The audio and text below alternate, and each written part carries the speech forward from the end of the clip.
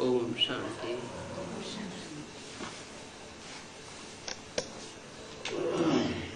15 फरवरी 66 को बॉम्बे में ब्रह्मा बाबा के द्वारा शिव बाबा ने मुरली चलाई थी। रिकॉर्ड चला था, धीरज धर मनुआ धीरज धर, तेरे सुख के दिन आवेंगे। गीत की 2 लाइन सुनी। बाप कहते हैं सब वेदों उपनिषद आदि में कुछ भी सार नहीं है।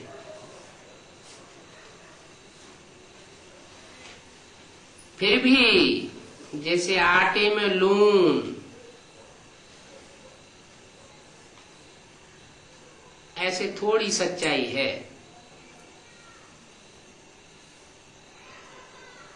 कुछ न कुछ है जो वेदों उपनिषदों में सच्चाई है।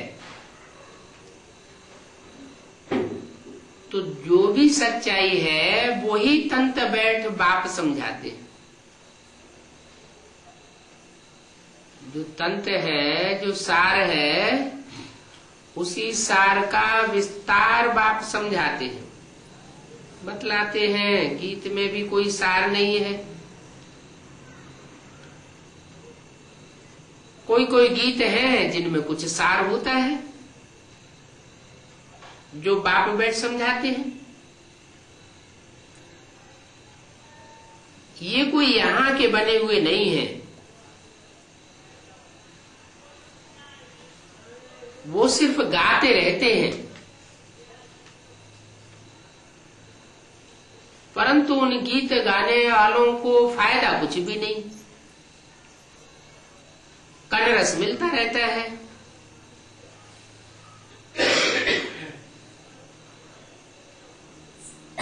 वहां कोई धैर्य देने वाला है क्या? जो गाते हैं गीत में धीरज धर मनुआ धीरज धर,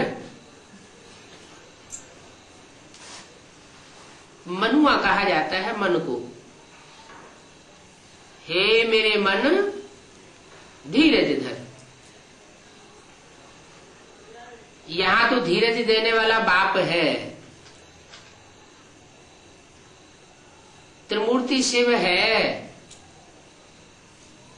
त्रिमूर्ति शिव की 3 मूर्तियां हैं। ब्रह्मा रूपी मन मनुआ, विष्णु रूपी संस्कार शक्ति, और शंकर रूपी बुद्धि का 3रा नेत्र।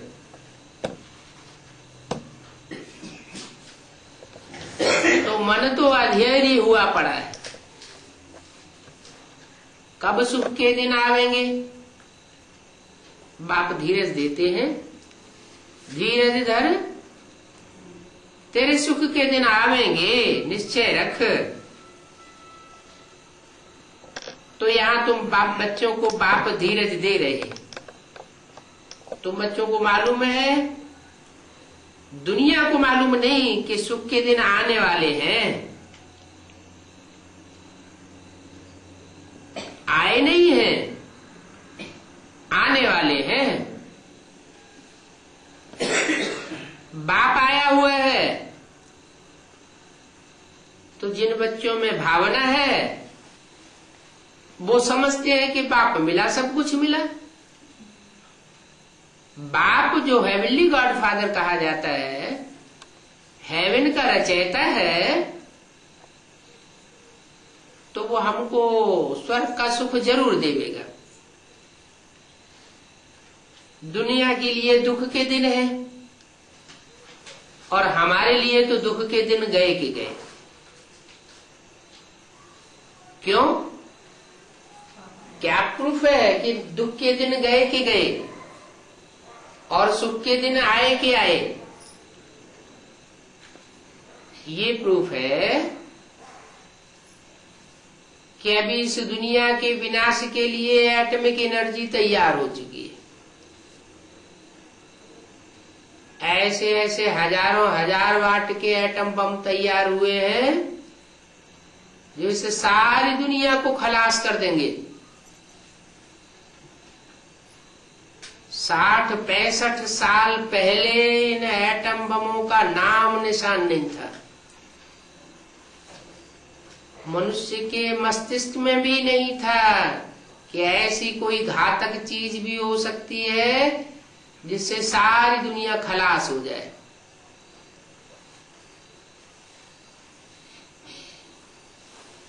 और आज से 50 साल पहले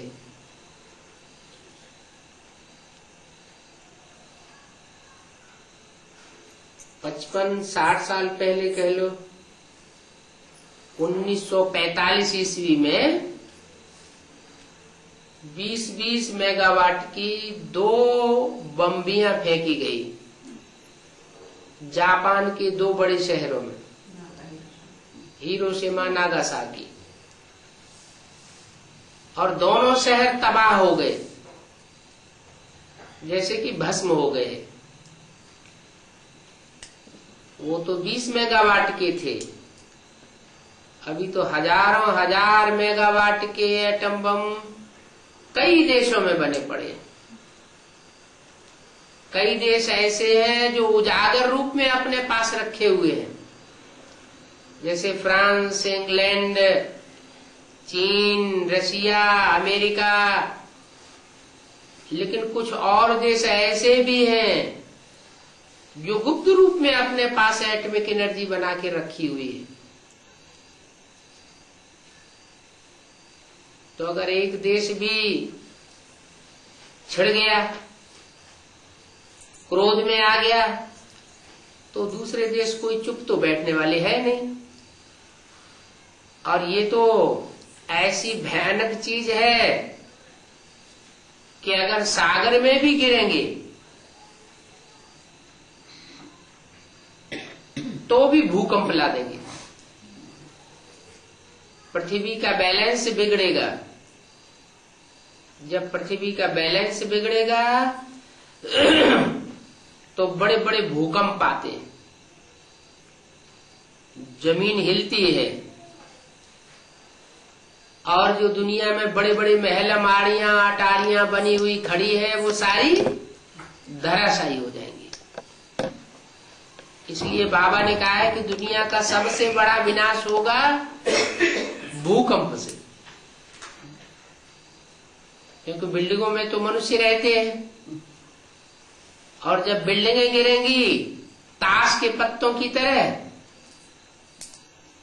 तो सारी दुनिया में जितने भी मनुष्य मात्र हैं, जहां जहां उन एटम बमों का प्रभाव होगा, धड़ाधड़ मरने लग पड़ेंगे। समुद्र का जल खौलने लगेगा, जैसे पानी खोलता है। और पृथ्वी पर उत्तरी ध्रुव, नॉर्थ पोल और साउथ पोल में जो बड़े बड़े ऊंचे ऊंचे, मीलों ऊंचे बर्फ के पहाड़ हैं, वो सब पिघलने लग पड़ेंगे। अभी भी पिघल रहे हैं। समुद्र का स्तर धीरे धीरे ऊंचे उठ रहा है, लेकिन उस समय तेजी से समुद्र का स्तर ऊपर उठेगा। और जो धर्मखंड आज से 2500 साल पहले इस सृष्टि पर थे ही नहीं, जैसे इस्लामी धर्मखंड अरब देश, क्रिश्चियन धर्मखंड यूरोप, अमेरिका,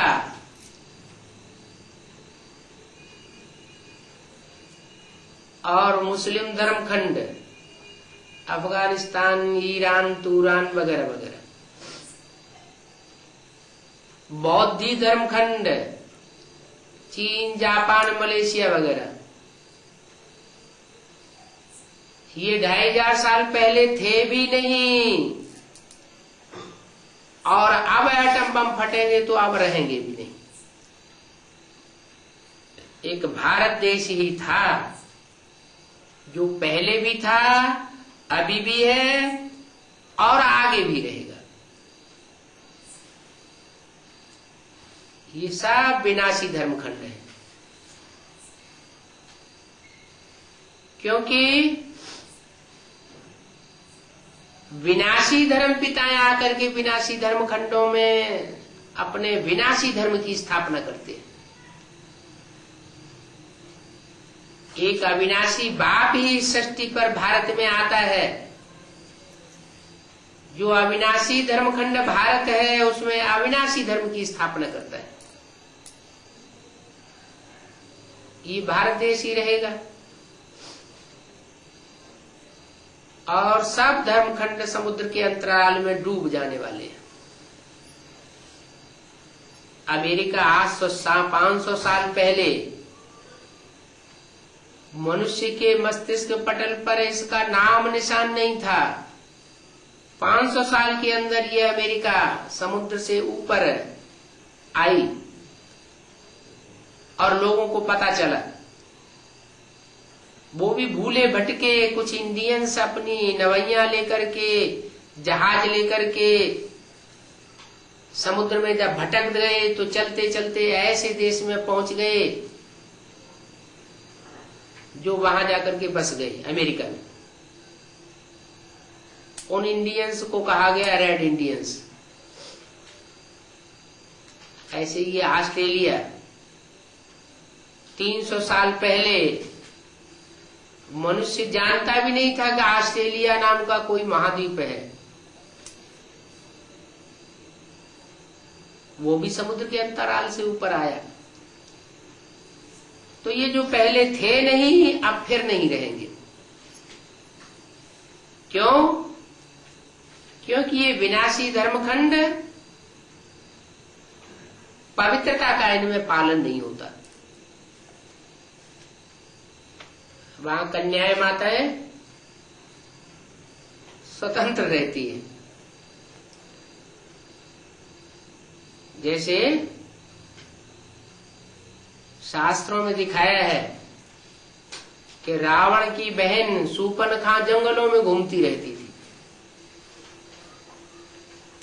ऐसे ही इस कांटों के जंगल में कोमल कोमल वृत्ति की कुमारी कन्याएं विदेशों में आज भी घूमती रहती है। कहीं हवाई जहाज में घूमती हैं, कहीं ट्रेन में घूमती हैं। उनके माँ बाप उनकी सिक्योरिटी के लिए, उनकी सुरक्षा के लिए कोई ध्यान नहीं देते। तो उनकी पवित्रता क्या बचेगी? नहीं बच सकती। और भारत में तो कन्याओं के ऊपर, माताओं के ऊपर कितना ध्यान दिया जाता है। कहीं ये वैश्या न बन जाए, कहीं ये परपुरुष के संपर्क संबंध में न आ जाए। तो यहाँ पवित्रता का विशेष ध्यान रखा जाता है। इसी पवित्रता के कारण भारत में भगवान को आना पड़ता है। भारत की ही ये नदियां हैं, चैतन्य नदियां, जिनमें स्नान करने के लिए लोग जाते हैं पतित पावनी समझ करके। विदेश की नदियों में कोई स्नान करने नहीं जाता, वो तो जड़ नदियां हैं। वास्तव में भगवान जब आता है तो कन्याओं माताओं को ही चैतन्य नदी बनाता है।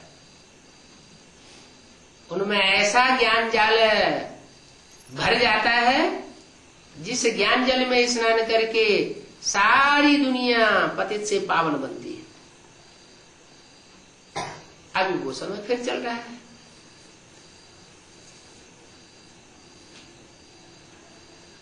उन नदियों को भगवान पतित से पावन बनाए रहा है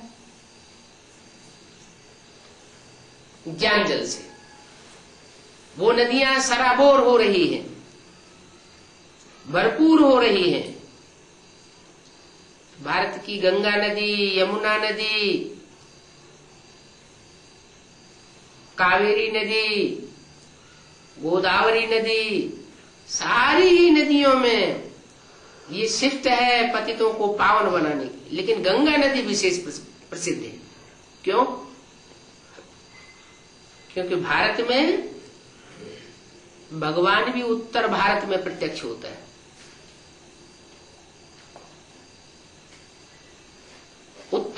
में ही वो गंगा नदी बहती है।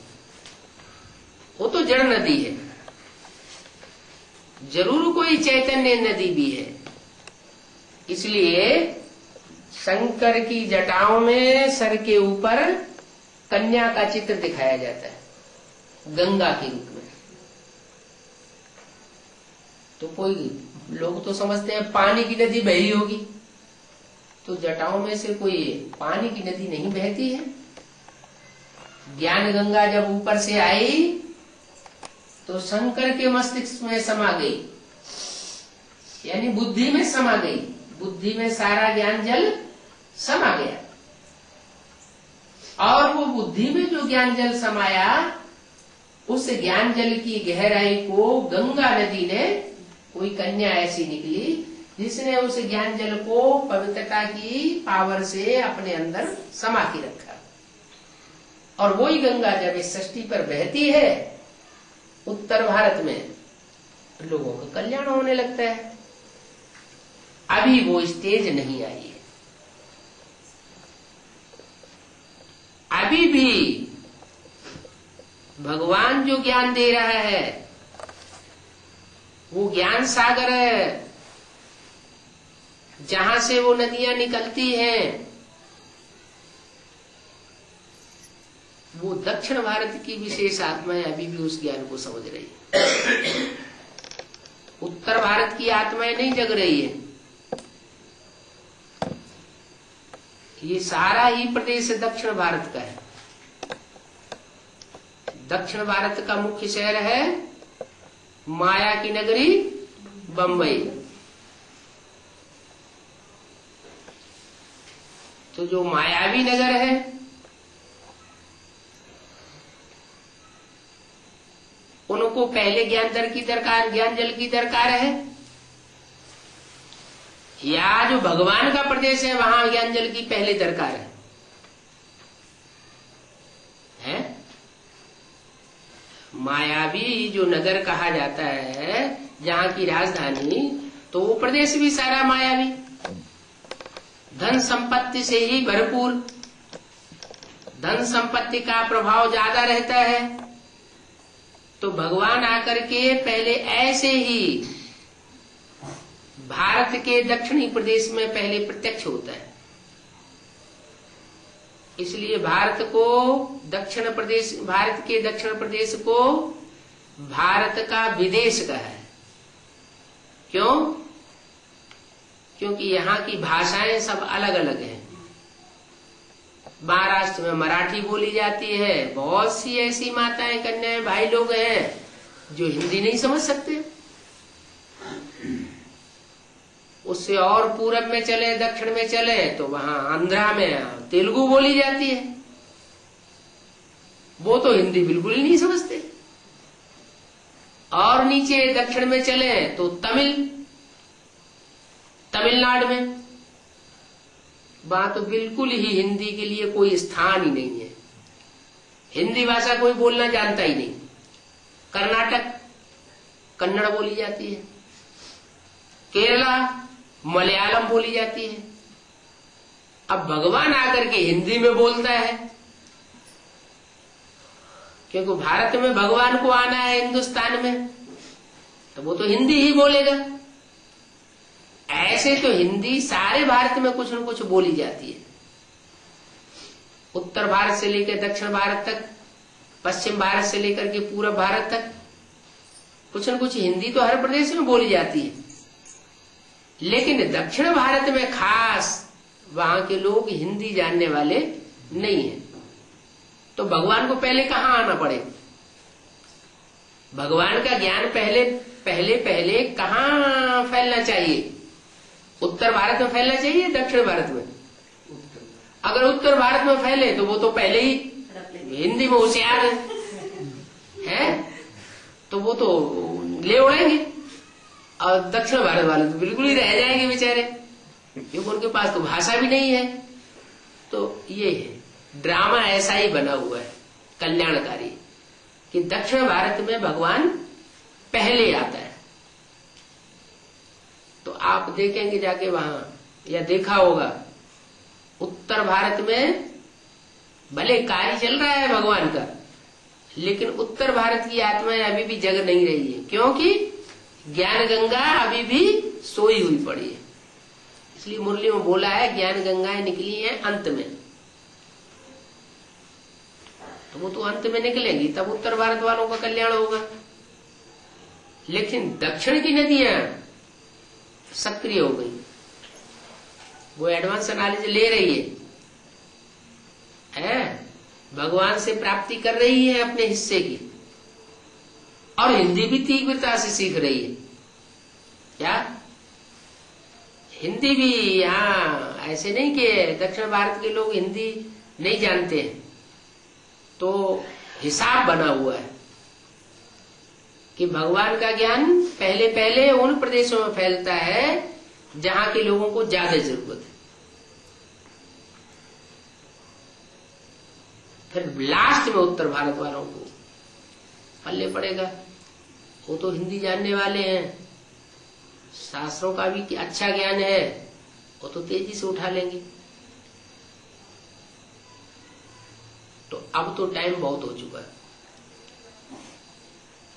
क्या कितने साल हो गए? 36 से लेकर के 65 साल वो, और 4 साल ये, 65 4 69 साल पूरे हो गए। और जितने भी धर्म पिताएं आए हैं उन सब ने 100 वर्ष के अंदर अपना अपना धर्म स्थापन किया है, कि ज्यादा टाइम किसी ने लगाया। इब्राहिम आए, उन्होंने इस्लाम धर्म स्थापन किया, बुद्ध आए, बौद्ध धर्म स्थापन किया, क्राइस्ट आए, क्रिश्चियन धर्म स्थापन किया। किसी ने 100 साल से ज्यादा का टाइम नहीं लगाया। तो परमात्मा आकर बड़े से बड़े धर्म की स्थापना करता है, ऊंचे से ऊंचे धर्म की, तो उसे भी जास्ती में जास्ती कितना टाइम चाहिए? उसे भी 100 साल चाहिए। इसलिए शास्त्रों में लिखा हुआ है ब्रह्मा की आयु 100 साल। ब्रह्मा 100 साल की उम्र में खत्म हो जाता है। अब ब्रह्मा के 4 मुख दिखा दिए गए। कौन से ब्रह्मा की बात होगी? तो ब्रह्मा है, अलग अलग तरीके से उनको अलग अलग 4 मुखों में, 5 मुखों में, पंचानन चतुरानन के रूप में गाया गया है। भगवान आकर के इन 100 वर्षों के अंदर ब्रह्मा, प्रजापिता ब्रह्मा द्वारा पूरी नॉलेज सुनाई देते हैं, और उसका प्रैक्टिकल रूप भी सामने आ जाता है इन 100 वर्षों के अंदर ही। माने नॉलेज का जो ज्ञान का जो रिजल्ट है, ज्ञान से सदगति, ऋते ज्ञानान्न मुक्ति, बिना ज्ञान की मुक्ति नहीं होती। तो ज्ञान का रिजल्ट है मुक्ति और जीवन मुक्ति। वो 100 वर्ष के अंदर मुक्ति और जीवन मुक्ति की स्टेज भी ब्राह्मण बच्चों की बनती है, जो ब्रह्मा की औलाद बनते हैं। अभी नंबरवार पुरुषार्थ अनुसार ब्राह्मण तो बने, ब्रह्मा की औलाद बने, लेकिन जो ब्रह्मा की औलाद बने हैं उन ब्राह्मणों में 2 तरह के ब्राह्मण तैयार हो गए, जो शास्त्रों में गायन है। रावण, कुंभकर्ण, मेघनाथ जैसे भी ब्राह्मण थे, और गुरु वशिष्ठ, विश्वामित्र जैसे भी ब्राह्मण थे। रावण, कुंभकर्ण, मेघनाथ जैसे राक्षसी ब्राह्मण, उनका काम ही था, उनका जीवन का धंधा ही था दूसरों को दुख देना और दुखी होना। और जो गुरु वशिष्ठ, विश्वामित्र जैसे श्रेष्ठ ब्राह्मण थे, जिनकी संख्या थोड़ी थी, उनका काम होता है अपने जीवन को तपस्वी बनाना, जीवन को तपाना, निखारना, दिव्य गुण धारण करना, दूसरों को धारण कराना, ज्ञान रतन धारण करना, दूसरों को धारण कराना, ईश्वरीय शक्तियों को धारण करना, आसुरी शक्तियों को नहीं। बाहुल्य की कमाई करना नहीं, ईश्वरीय बल की कमाई करना और दूसरों को कराना। महाभारत में उनको कौरव पांडवों के रूप में कहा गया है।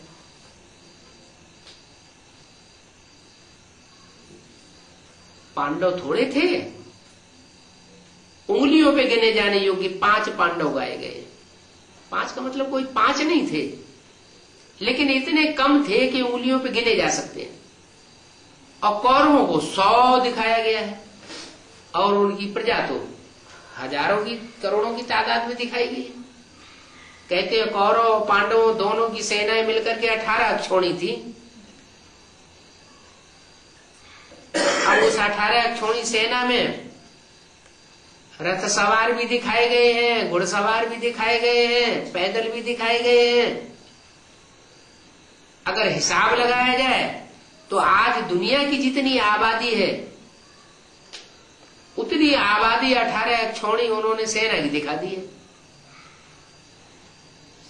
अब इतनी बड़ी आबादी, दिल्ली के नजदीक वो कुरुक्षेत्र जो शहर बसा हुआ है, उस शहर के अंदर तो कुरुक्षेत्र में वो लड़ाई हो नहीं सकती, न इतनी सेना इकट्ठी हो सकती है। वो तो बेहद की बात है। कुरुक्षेत्र, कुरु माना कर्म, कर्म करने का क्षेत्र माना युद्ध भूमि करने। ऐसी कर्मों की युद्ध में जो भूमि बनाई गई वो कोई स्थूल भूमि की बात नहीं है। इसलिए गीता के पहले ही श्लोक में आया, धर्म क्षेत्रे कुरुक्षेत्रे समवेता युयुत्सव। इस धर्म के क्षेत्र में, धर्म के अखाड़े में, कर्म क्षेत्रे कर्म के अखाड़े में, कर्म के भूमि में युद्ध की इच्छा वाले, कोई अच्छे कर्म करने वाले थे, कोई बुरे कर्म करने वाले थे, कोई असुरों की मत पर चलने वाले, कोई ईश्वरीय मत पर चलने वाले। ईश्वर की मत तो जरूर है, 3 मूर्तियों के द्वारा ही मिलेगी। वो तो कहा जाता है त्रिमूर्ति शिव। तो 3 मूर्तियों में जो पहली मूर्ति है ब्रह्मा की मूर्ति के द्वारा जो भी वाणी उच्चारण की गई, उस वाणी को मानने वाले जो होंगे वो जरूर पांडव होंगे या श्रेष्ठ ब्राह्मण होंगे। श्रेष्ठता को धारण करने वाले सब नहीं होते, थोड़ी सी आत्माएं होती हैं। तो उंगलियों को मानने वाली आत्माएं, थोड़ी सी आत्माएं, उंगलियों पर गिनी जाने वाली आत्माएं संख्या में थोड़ी होती हैं, असुरों की तादाद ज्यादा होती है, इसलिए उनके ऊपर अत्याचार होते हैं, उनके ऊपर बाहुबल का प्रयोग हो सकता है, होता है, तो सहन करना पड़ता है। क्यों? क्योंकि पांडवों ने पंडा बाप से पढ़ाई पढ़ करके जन्म जन्मांतर की राजाई प्राप्त की, और जो जन्म जन्मांतर के राजाएं बनते हैं वो राजाएं द्वापर कलयुग में जब राजा बनते हैं तो उन्हें विदेशियों का संग का रंग लगता है। वो कामी क्रोधी लोभी मोही अहंकारी बन जाते हैं। जो सतयुग में, त्रेता में, द्वापर, सतयुग त्रेता में देवता थे, वो ही द्वापर में आकर के द्वैतवादी बन जाते हैं, और वो राजाएं तपस्या करते हैं तो राजाई प्राप्त करते हैं, और जब राजाई प्राप्त करते हैं तो उनमें अहंकार आ जाता है। इसलिए गायन है, तप कर राज, राज कर नरका। तपस्या करके द्वापर कलयुग में राजाएं बने, और जो राजाएं बनते हैं तो प्रभुता पाए काहे मदनाही। जिनको कुर्सी मिल जाती है, जिनको प्रभुता मिल जाती है, जिनको पदमान मर्तबा मिल जाता है, तो उनको मद अहंकार आ जाता है, और अहंकार में चूर होकर के वो उल्टे पलटे काम करने लग पड़ते हैं, तो बहुत ही प्रजा को दुख देते हैं। तो जिन जिन आत्माओं को राजा बन करके, क्योंकि परमात्मा ने तो राजाई जिन बच्चों को दे दी, लेकिन जिन बच्चों ने राजाई ली सतयुग त्रेता में तो उसका सही उपयोग किया, और द्वापर कलयुग में आकर के संग के रंग में आके दुरुपयोग करना शुरू कर दिया, तो लोगों को बहुत दुख देते हैं। तो जो जिनको जिनको दुख दिया है वो आत्माएं इस आखिरी जन्म में आकर के अपना हिसाब किताब लेने के लिए कौरवों के रूप में और यादवों के रूप में लड़ाई लड़ने के लिए सन्नद्ध हो जाती है। जो परमात्मा बाप के बच्चे बनते हैं उनको फिर सहन करना पड़ेगा। इसलिए बाप कहते हैं बच्चे धीरज धरो। क्या तुमने जो पाप कर्म किए हैं राजा बन करके रानी बन करके, उन पाप कर्मों का थोड़ा मुआवजा हिसाब किताब पूरा हो लेने दो। जब तुम्हारे हिसाब किताब पूरे हो जाएंगे तो तुम्हें धैर्य रखने की दरकार नहीं रहेगी। तुम्हारी नई दुनिया तुम्हारे सामने खड़ी हुई दिखाई पड़ेगी। तो बाप आखत देते हैं कि तुम्हारे सुख के दिन आने वाले हैं। अभी तो ये दिन प्रतिदिन दुख बढ़ता ही जाता है और मनुष्यों की वृद्धि होती जाती है। मनुष्यों की वृद्धि क्यों हो रही है? कारण क्या है? पहले आबादी कम क्यों थी और अब आबादी ज्यादा बढ़ती क्यों जा रही है? हाँ, इम्प्योरिटी बढ़ती जा रही है। तो जब ज्यादा इम्प्योरिटी बढ़ेगी, व्यभिचार बढ़ेगा, वैश्यावृत्ति बढ़ेगी, तो संतान ज्यादा पैदा होगी।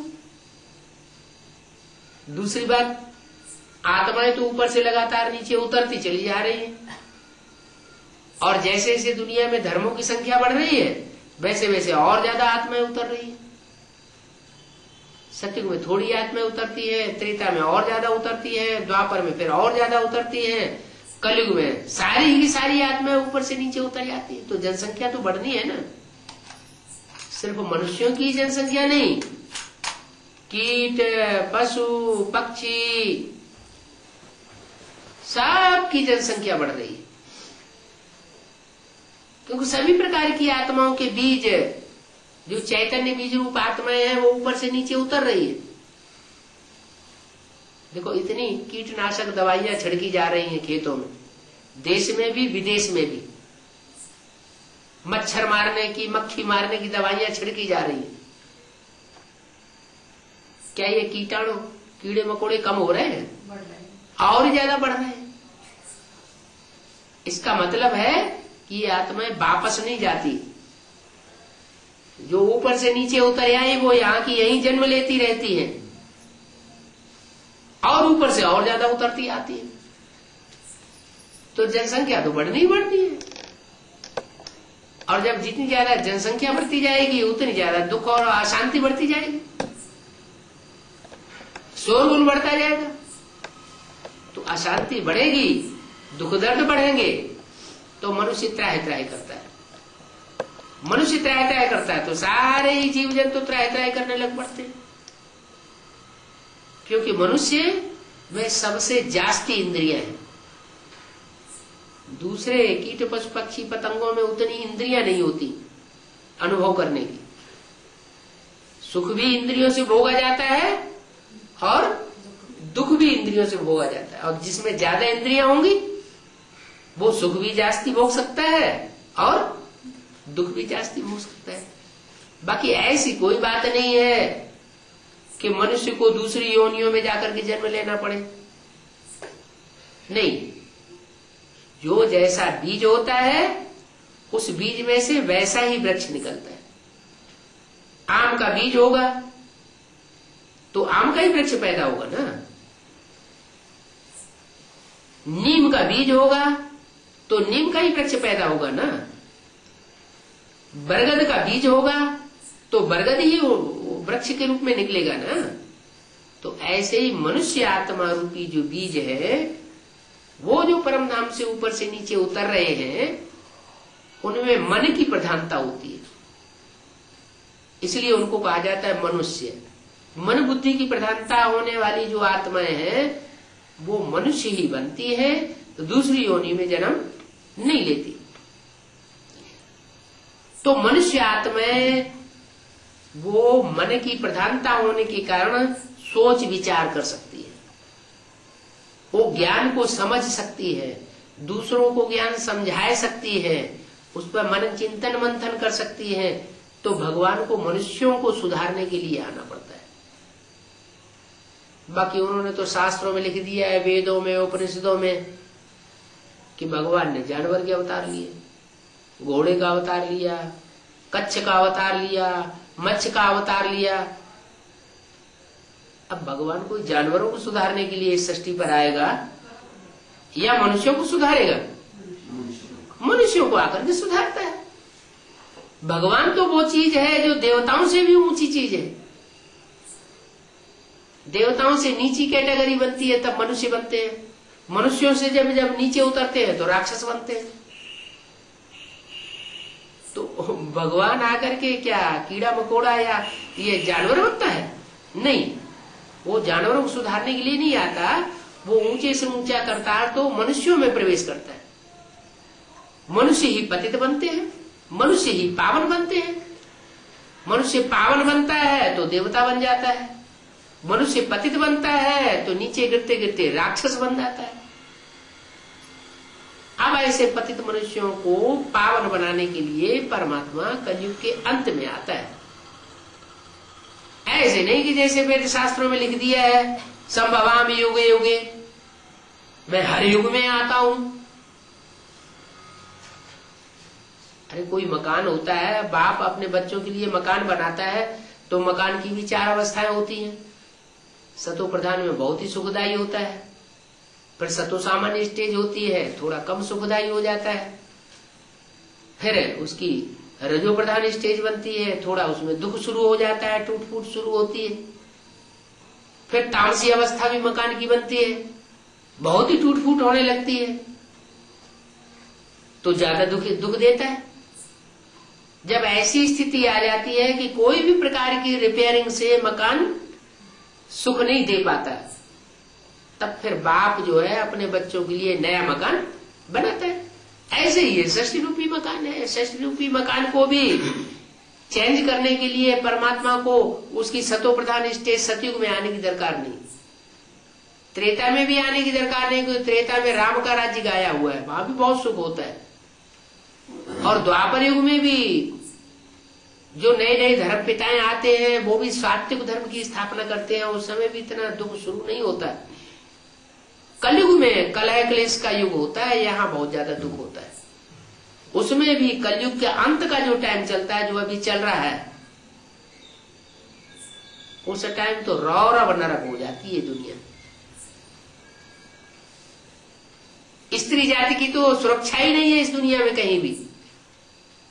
जब ऐसी स्थिति हो जाती है तब परमात्मा इस सृष्टि पर आता है और आकर के सत्य सनातन धर्म की स्थापना करता है और जो भी दुष्ट धर्म है उनका विनाश करता है। अपने बच्चों को धीरज देता है, बच्चे अब धीरज धरो, तुम्हारे दुख के दिन अब गए के गए, अब सुख के दिन आ गए हैं।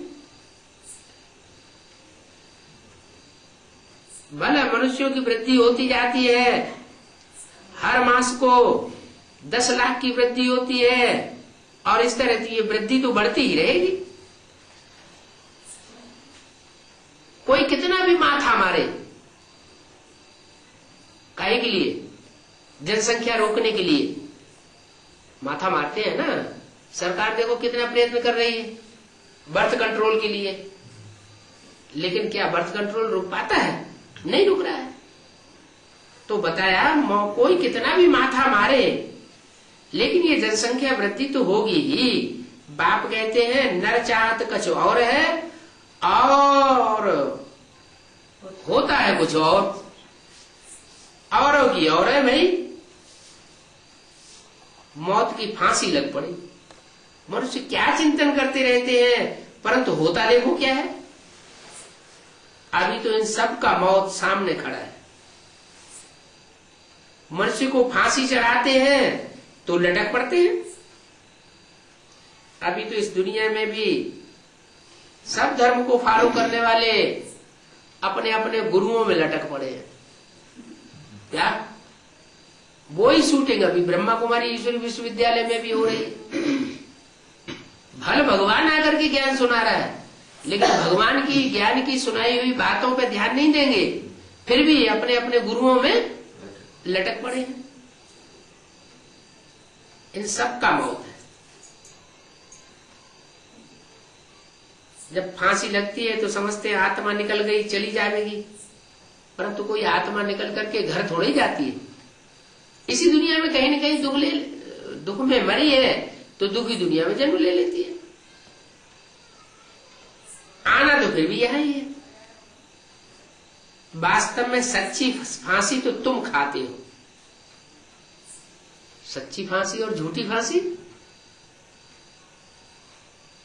सच्ची फांसी तुम कैसे खाते हो कि तुम बाप की याद में ऊपर ही लटक जाते हो, ऊंची स्टेज।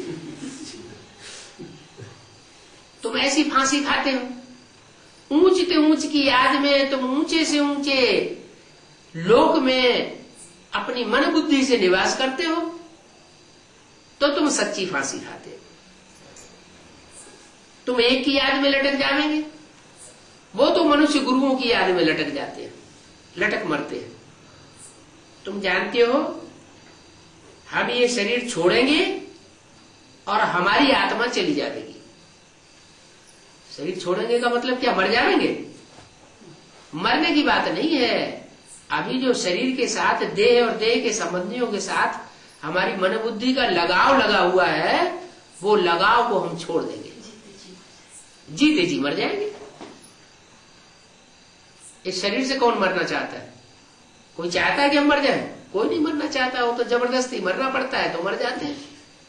तो बाप हमको ऐसी इच्छा मृत्यु सिखाते हैं कि तुम अपन को आत्मा समझते हुए, स्टार आत्मा समझते हुए और दूसरों को भी स्टार आत्मा के रूप में देखते हुए मुझ बाप को याद करेंगे तो तुम इस शरीर के मोह से छूट जाओगे। तो तुम अपन को अपने आप फांसी पर चढ़ाते हो, उनको तो जबरदस्ती फांसी पर चढ़ाया जाता है। दूसरे लोग चढ़ाते हैं और हम अपने को बाप की याद में अपनी इच्छा से ही फांसी पर चढ़ा देते हैं। तुम जानते हो हम ये शरीर छोड़ेंगे और हमारी आत्मा चली जाएगी। योग की यात्रा फांसी है क्या? फांसी क्यों है? क्योंकि सभी देहधारियों का जो लगाव है वो बुद्धि से तोड़वाया जाता है। घर जाने के लिए मौत को याद करते हैं, बाप आत्माओं को समझाते हैं। क्या? किसको समझाते हैं? आत्माओं को समझाते हैं। आत्माओं को समझाते हैं। कीड़े मकोड़े पशु पक्षी पतंगे सबकी आत्माओं को समझाते हैं। मनुष्य आत्माओं में भी सब मनुष्य कीड़े मकोड़ों जैसा पार्ट बजाने वाले जो सबको काटते ही रहते हैं, उनको समझाते हैं। उन आत्माओं को समझाते हैं जो बाप के बच्चे ब्राह्मण बने और ब्राह्मण बनकर के जिन्होंने आत्मिक स्थिति को धारण करने की प्रैक्टिस पक्की कर ली। इसलिए मुरली में बोला है, आत्मा रूपी सुई की सारी कट उतर जाने पर तुम बच्चे डायरेक्ट बाप से सीखोगे। क्या? दीदी दादी दादाओं से नहीं सीखोगे। किससे सीखोगे? डायरेक्ट बाप तुमको सिखाएगा। डायरेक्ट सुप्रीम टीचर तुमको पढ़ाई पढ़ाएगा। कब? जब आत्मा स्टार को याद करते करते तुम्हारा ऐसा अभ्यास पक्का हो जाएगा और तुम्हारी बेसिकली आत्मा की सारी कट उतर जाएगी। कट माना जंग लगी होती है ना, वो जंग सारी उतर जाएगी। तो बाप आत्माओं को समझाते हैं। क्या? कोई देह अभिमानियों को नहीं समझाते। देह अभिमानी सांडे समझने वाले भी नहीं है, वो बाप को पहचानने वाले भी नहीं है। वो तो देवान में इतने चूर रहते हैं कि आत्मिक स्टेज उनकी बनी ही नहीं पाती। देह और देह के संबंधियों को छोड़ने की बजाय और ही ज्यादा नए नए संबंध जोड़ते रहते हैं। तो बाप आत्माओं से बात करते हैं। ममता आदि कुछ नहीं है। किनको? जो आत्मिक स्थिति में स्थित हो जाने वाले बच्चे हैं, उनको देहधारियों में ममता नहीं रहती, बाप को भी कोई ममता आदि नहीं है। ये सारी आत्माओं की बात है, देहाभिमानियों की बात नहीं है। आत्मा में मन बुद्धि आर्गन्स है, तो आत्मा के सूक्ष्म आर्गन्स होते हैं, ये स्थूल आर्गन्स है। कौन कौन से सूक्ष्म आर्गन्स हैं आत्मा के? मन, संकल्प शक्ति, बुद्धि, निर्णय शक्ति, फैसला करने की शक्ति, और संस्कार अनेक जन्मों के जो अच्छे बुरे कर्मों के प्रभाव जमे हुए हैं मन बुद्धि के ऊपर, वो कहे जाते हैं संस्कार। वो संस्कार, उसी को परिवर्तन शक्ति कहा जाता है। तो बोला ये आत्मा के सूक्ष्म आर्गन्स हैं, और ये जो देखने में आते हैं ये स्थूल आर्गन्स हैं, जैसे हाथ, पांव, नाक, आंख, कान, तो ये स्थूल है। तो बाप आत्माओं को तसल्ली देते हैं, धीरज धर मनुआ धीरज धर। बातचीत जरूर शरीर द्वारा होगी, क्या बाप भी बात करेंगे, धीरज देंगे, तो धीरज देने वाली बात कोई शरीर के द्वारा ही करेंगे ना। और बच्चे भी बाप से बात करेंगे तो शरीर के द्वारा ही करेंगे, है? तथाकथित ब्रह्मा कुमार कुमारियां क्या कहते हैं कि बाप सुप्रीम सोल इस समय शरीर के द्वारा बात करते हैं,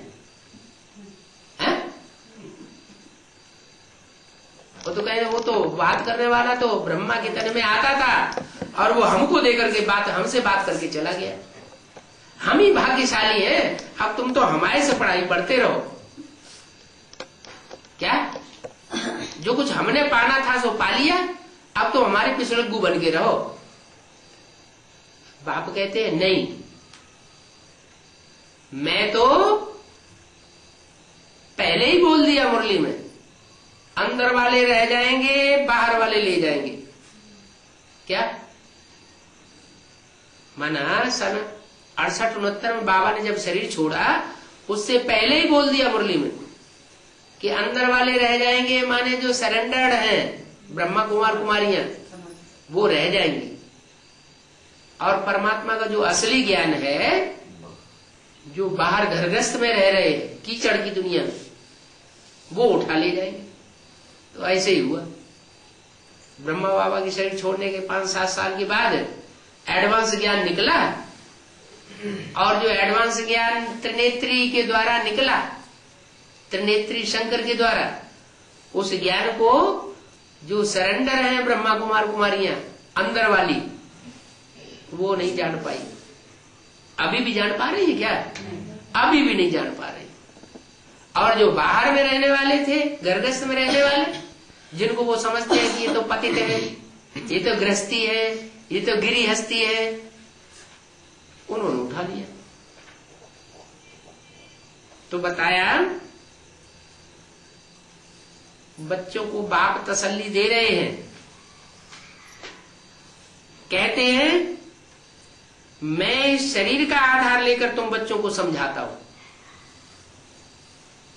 जब तुम्हारा अभ्यास आत्मा को याद करने का, स्टार को याद करने का, निराकारी स्टेज का पूरा होता है, तो मैं इस शरीर का आधार लेकर तुम बच्चों को समझाता हूं।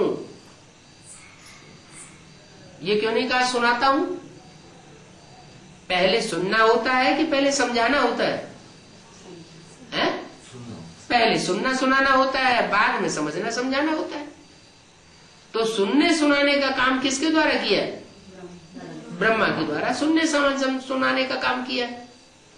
मुरली सुन ली और दूसरों को मुरली रिपीट करके सुना दी। जैसे तोता होता है ना, तोता रट्टू तोता कहा जाता है, तो वो सुनता है टियों की आवाज में और वैसे ही करके बोल देता है जैसा सुनता है, दिमाग से बात को समझता कुछ भी नहीं। ऐसे ही ब्रह्मा के द्वारा तथाकथित ब्रह्मा कुमार कुमारियों ने सुन लिया और दुनिया को सुना दिया, और अभी भी सुना रहे। लेकिन उन मुरलियों का तंत्र क्या है? सार क्या है वो नहीं जानते। तो बाप कहते हैं कि जो कागज के लिखे हुए मुरलियां हो चाहे शास्त्र हो, उनमें आटे में नमक की मिसल सच्चाई है और बाकी सब भूसा है। तो जो नमक की मिसल सच्चाई है, वो सच्चाई, वो सार को मैं विस्तार में आकर के समझा रहा हूं। तो बाप अभी समझा रहा है मुरलियों के सार को। तो जरूर कोई तर्क का आधार लेकर के ही समझाऊंगा, समझाता हूं। कहते हैं बच्चे अभी उतावलापन मत करो। क्या कोई भी बात हो उसमें उतावला नहीं होना चाहिए। अरे इतनी देर लग रही है, इतना टाइम हो गया, अभी काम क्यों नहीं हो रहा है, हम सुखी क्यों नहीं हो रहे, हम दुखी क्यों होते जा रहे हैं। बाप कहते हैं उतावले मत बोलो, धैर्य ध्यान करो। तुम्हारा ये ईश्वरीय जन्म सबसे उत्तम है। वो तो शास्त्रों में बताते हैं कि 84 लाख योनियों में भ्रमण करने के बाद फिर एक मनुष्य जन्म मिलता है। बाप कहते हैं 84 लाख योनियों में तो मनुष्य आत्मा जाती ही नहीं। मनुष्य के 84 जन्म होते हैं ज्यादा से ज्यादा 4 युगों में, लेकिन 84 जन्म श्रेष्ठ नहीं है। भले देवताएं श्रेष्ठ कहे जाते हैं, लेकिन वो भी नीचे उतरते हैं। सतयुग में देवताएं नीचे उतरना शुरू करते हैं कि ऊपर चढ़ते हैं? नीचे उतरते हैं। सतयुग में भी नीचे उतरते हैं, त्रेता में भी नीचे उतरते। द्वापर कलयुग तो है ही उतरती कला की युग। तो इन युगों में तो मनुष्य आत्माएं नीचे उतरती है, लेकिन जब परमात्मा ऊपर से नीचे आता है कलयुग के अंत में, तो आकर के हम सब मनुष्य आत्माओं की चढ़ती कला करता है। ये चढ़ती कला का ईश्वरीय जन्म है, जो सबसे ऊंचा जन्म है। इसको वास्तव में कहेंगे मनुष्य जन्म। और जन्मों में तो जानवरों जैसे बनते हैं द्वापर युग से कलयुग तक, लेकिन इस जन्म में मनुष्य से देवता बन सकते हैं। इसलिए ये सबसे श्रेष्ठ जन्म है, सबसे उत्तम जन्म है ही पुरुषोत्तम संगम युग का समय। तो 500 करोड़ पुरुष जितने भी हैं, उन सब में उत्तम उत्तम 33 करोड़ देवताएं। 33 करोड़ देवताओं में भी जो 9 लाख श्रेष्ठ आत्माएं हैं, 9 लाख चमकते हुए सितारे हैं संसार के, वो अभी प्रत्यक्ष होने वाले। उन 9 लाख सितारों में भी वो आसमान के जड़ सितारे नहीं प्रत्यक्ष होने वाले संसार में, वो तो जड़ सितारे हैं। ये आत्मा रूपी जो चैतन्य सितारे हैं, वो संसार में अभी चमक मारने वाले हैं ज्ञान की। सारी दुनिया उनकी तरफ टकटकी लगा करके देखेगी कि ये है ईश्वर की औलाद। तो ये ईश्वर जन्म तुम्हारा सबसे उत्तम है। क्यों उत्तम है? क्योंकि इस जन्म में ही हम मन रूपी मनु की अर्थात ब्रह्मा की औलाद बनते हैं। क्या? शिव की 3 मूर्तियां हैं ना, ब्रह्मा विष्णु शंकर। उसमें ब्रह्मा है मन, विष्णु है संस्कार शक्ति, और शंकर है बुद्धि रूपी तीसरे नेत्र की शक्ति। तो मन बुद्धि संस्कार, उनमें से जो पहली मूर्ति है ब्रह्मा, उसको मनु कहा गया है शास्त्रों में। क्या? और मनुष्य मनु की जो औलाद बने, उनका नाम रखा गया मनुष्य। जैसे द्वापर युग से विष की औलाद वैश्य, क्या?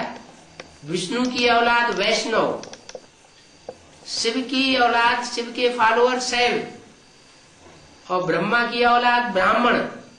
एक मात्रा बढ़ती गई ना बच्चे के अर्थ में।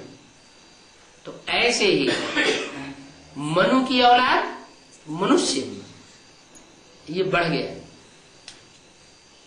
तो मनु की हम सब औलाद इसी जन्म में है, और किसी जन्म में मनुष्य नहीं होते हैं। या तो देवताएं होते हैं, या तो दूसरों को दुख देने वाले राक्षस होते हैं। वास्तव में मनन चिंतन मंथन इस आखिरी जन्म में चलता है। नहीं तो मनन चिंतन मंथन तो मनुष्य चलाते हैं, दुनिया में भी चला रहे हैं, लेकिन रिजल्ट क्या आता है? एटम बम बना के रख लिए, ऐसा मन चला रहे हैं। तो कोई आदमी पेड़ पर चढ़ करके जिस शाखा को काट रहा है उस शाखा पर ही बैठा हुआ है, तो उसकी क्या हालत होगी? नीचे गिर के मर जाएगा ना। तो उसी दुनिया में हम रह रहे हैं और मन बुद्धि ऐसी चला रहे हैं, जिस दुनिया में रह रहे हैं उसी को भस्म करने का बारूद इकट्ठा कर लिया है एटम बम बनाने के लिए। तो दुनिया की कितनी पावर खर्च हो रही है फालतू के काम में, जिससे दुनिया नष्ट होने वाली है। तो वो कोई मनन चिंतन मंथन नहीं हुआ, वो तो राक्षसी मनन चिंतन मंथन हुआ। असली मनन चिंतन मंथन करने वाला मनुष्य अभी परमात्मा हमको बनाए रहा है। तो तुम्हारा ये ईश्वरीय जन्म सबसे उत्तम है। चाहो तो उत्तम जन्म को अपने अनेक जन्मों के कल्याण में लगा सकते हो, और न चाहो तो नहीं लगा सकते, क्योंकि टाइम बाकी थोड़ा है। क्या ये 60-70 साल तो पूरे होने आ गए, अब ये 30-33 साल बचे हैं सिर्फ। क्या पहली मूर्ति ब्रह्मा का काम पूरा हुआ, दूसरी मूर्ति शंकर का काम भी पूरा हो गया। ब्राह्मणों की संगम की दुनिया में अब आग लगने वाली है, लगना शुरू भी हो गई। क्या वो तो समझते हैं कि शंकर द्वारा बाहर की दुनिया का विनाश हुआ होगा। बाहर की दुनिया के विनाश की बात ही नहीं है। भगवान आकर के जो ब्रह्मा के द्वारा ब्राह्मणों की दुनिया स्थापन होती है, उसी में आसुरी ब्राह्मण तैयार हो जाते हैं, पैदा हो जाते हैं।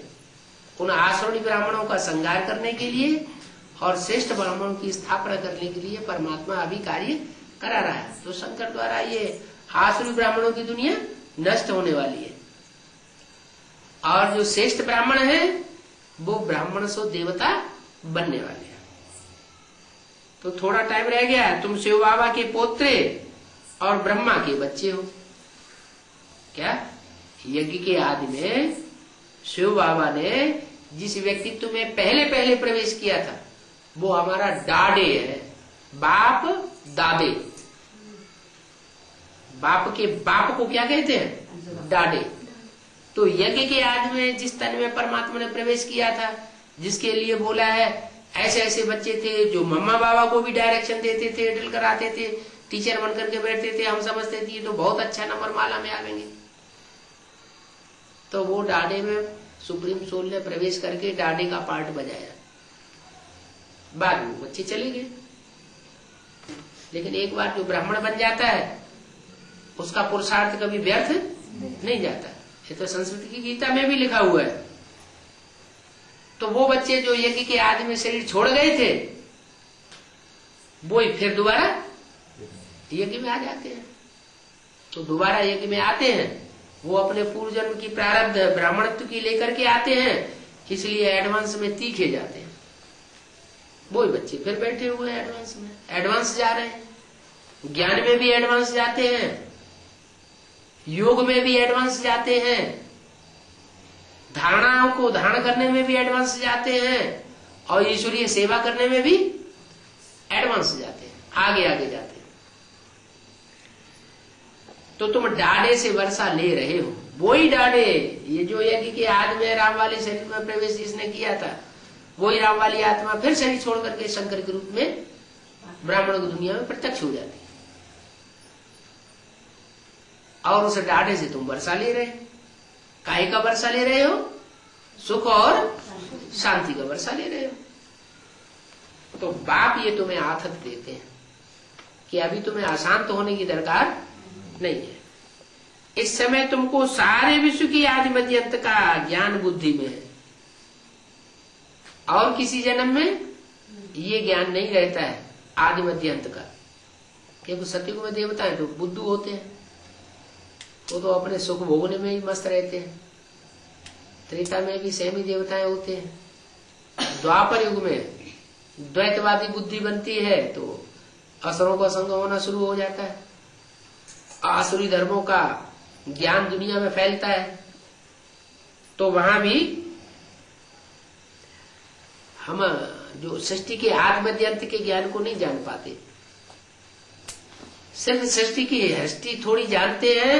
वो भी जब से इब्राहिम बुद्ध क्राइस्ट आए हैं तब से जो आसुरी सृष्टि है उसकी हिस्ट्री को हम जानते हैं, वो भी पूरी नहीं, कहीं सच्ची और कहीं झूठी। बाकी ये लास्ट जन्म है जबकि मैं आता हूं, इस समय मैं तुमको सृष्टि के आदि मध्य अंत का पूरा राज अभी समझा रहा हूं। अभी चाहो तो समझ सकते हो, जन्म जन्मांतर के ज्ञान के संस्कार तुम अपनी बुद्धि में भगवान से प्राप्त कर सकते हो।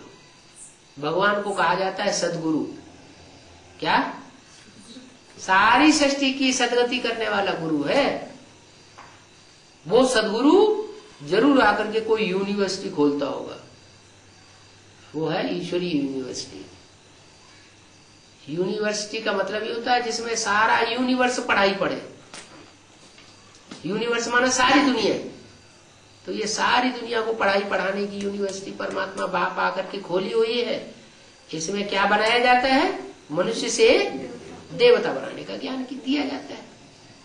अब जो चाहे सो बने, न चाहे तो जैसे 500-700 करोड़ ऐसे ही एटम बमों की आग में भस्म हो जाएंगे। देवता तो बन नहीं पाएंगे, देवताएं तो फिर भी बनेंगे ज्यादा से ज्यादा 33 करोड़, और श्रेष्ठ से श्रेष्ठ 9 लाख। और 9 लाख में भी 16,108 गोप गोपियां गाई हुई हैं, और उनमें भी 1000 भुजाएं ब्रह्मा की गाई हुई है जो भगवान की विशेष सहयोगी बनती है भुजा के रूप में। और उनमें भी 108 बहुत श्रेष्ठ हैं जिनकी माला सब धर्मों में घुमाई जाती है। सब धर्मों में 108 मणकों को, आत्माओं को याद करते हैं कि नहीं? और उनमें भी 8 सबसे श्रेष्ठ है। वो अभी 2-4 साल में प्रत्यक्ष होने वाले हैं पूरे ही पूरे। अब जो चाहे सो पद ले लो। वो भी यूनिवर्सिटी होती है, उसमें भी रिजल्ट निकलता है? पास विद ऑनर कितने हुए, फर्स्ट क्लास कितने निकले, सेकंड क्लास कितने निकले, थर्ड क्लास कितने पास हुए।